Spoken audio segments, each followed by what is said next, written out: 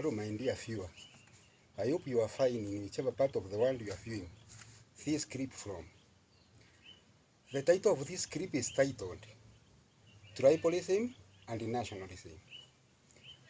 Those two words are like Siamese twins. You cannot separate them. You cannot talk about tribalism without talking of nationalism.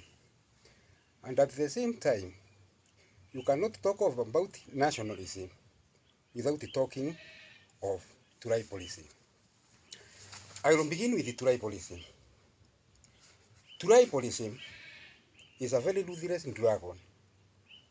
It leaves mayhem everywhere, especially when it is perpetuated by those whom we have entrusted with leadership. In human history, there are some leaders who have exhibited traits of tribalism, and there are some others who have exhibited traits of nationalism. And there are others who have masqueraded as nationalists, but in actual sense, they were tribalists. Let me try to define the word tribalism by giving you an example.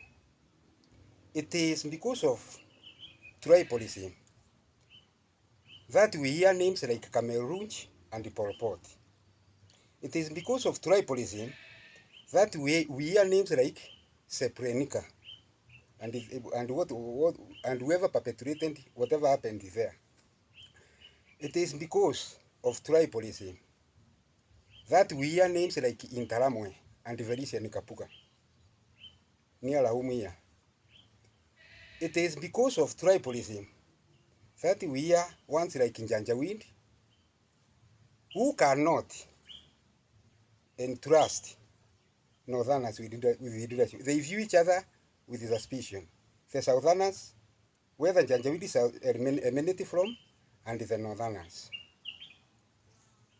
It is because of tribalism that the word genocide and ethnic cleansing emanates.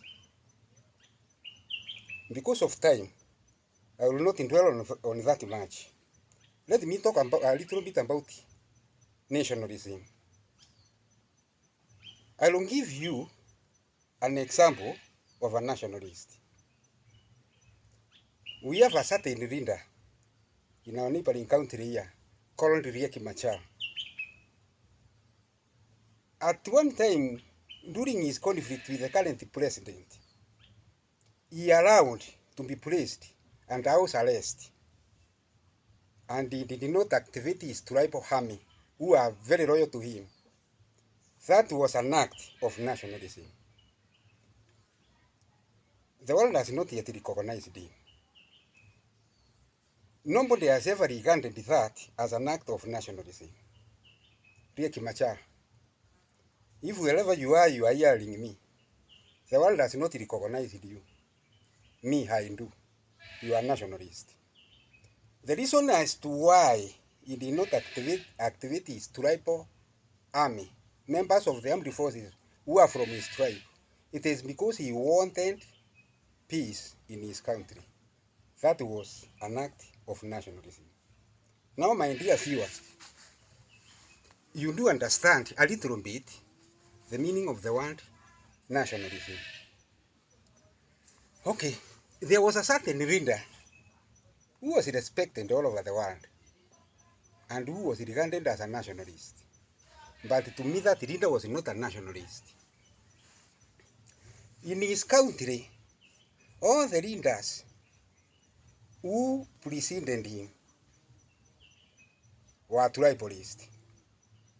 But the leader who came immediately before him was a nationalist. Reason? He embarked to engage in talks that was to end in independence in his country. The talks were successful. There was independence in that country, and the respected man took over. When he became president, what did he do? Some of the acts which indeed was to transfer. I will call it transfer, although it was selling.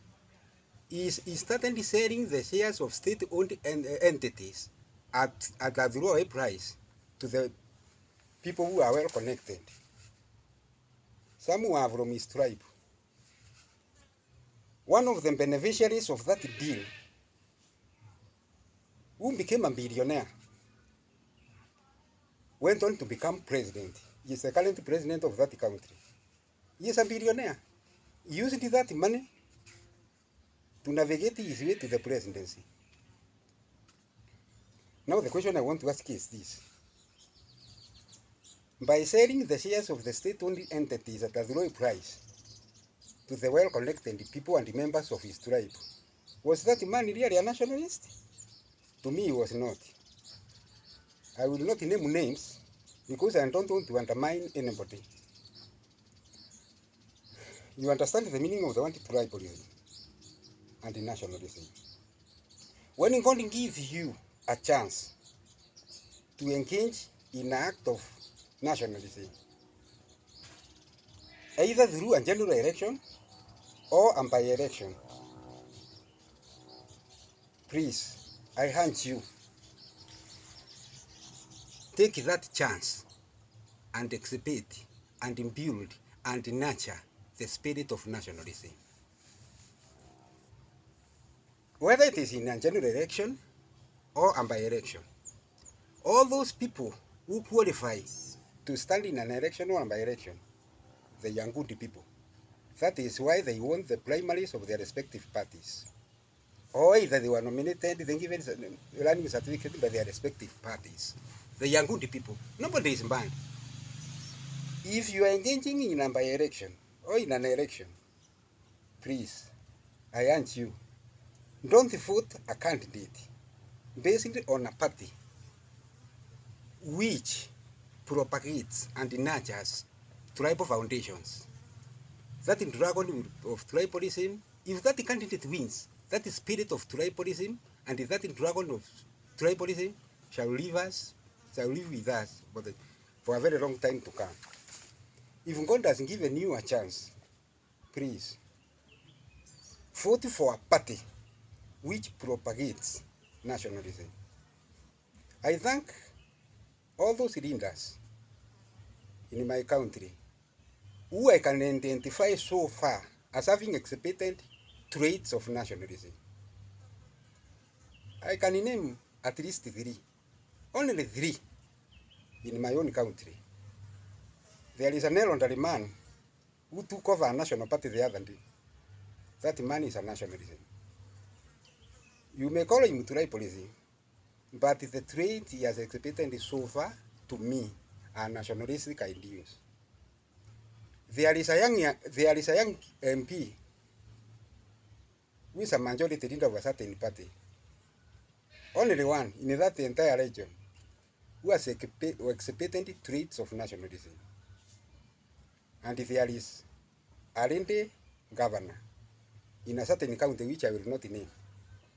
And neither will I name her name. But you know her. Those 3 are the ones whom I can identify as a nationalist in my own country. If God gives you a chance, please, elect a candidate of a party which propagates national ideals. And by doing so, possibly, tribal ideals and the dragon of tribalism shall no longer with us. I thank you, wherever you are. Thank you for listening to me. Whatever I was trying to propagate, may it be ingrained in your heart and in your hand. And may God bless you as you do so. Goodbye.